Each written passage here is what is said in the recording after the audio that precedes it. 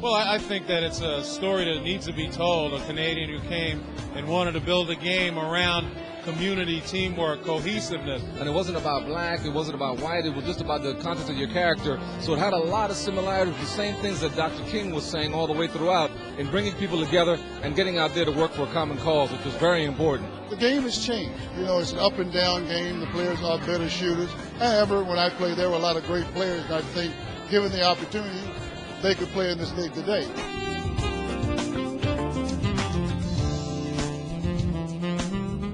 For the young people who are sitting at home, tell me, what is the message of this week?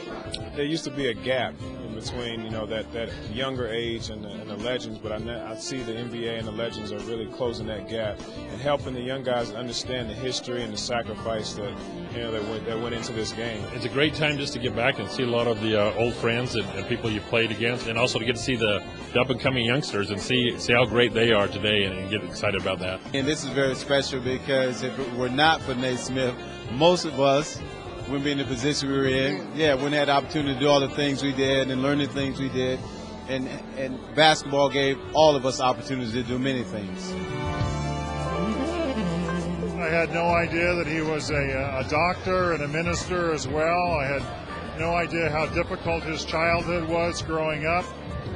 You know, we all just have just a glimpse of him. We've heard bits and pieces, but this movie really gives you an in-depth insight into who this man really was. Sports in general bring races together because when you're on the court with somebody, you're not thinking that this is a white guy, this is a black guy. You're out there saying, this is my teammate, and we got to do whatever it takes to win the ball game. You know, back when they started playing this game, they had to have a second job and play basketball as a second job. And now guys are making millions and millions of dollars playing the great game of basketball.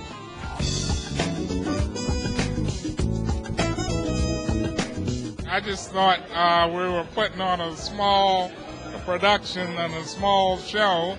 I had no idea that we would get this kind of reception, and it's just a wonderful thing. We're just very excited about the elegance and the style and just the awesomeness of this event.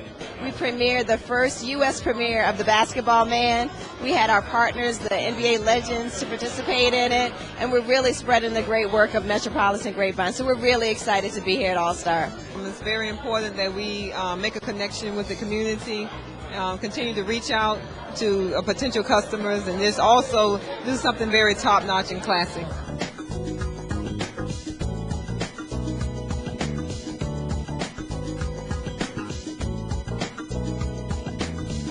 I don't think anybody could imagine when they create anything that it could grow into something like that. I mean, look where the NBA is today. Well, I think it's always good for us to know the history.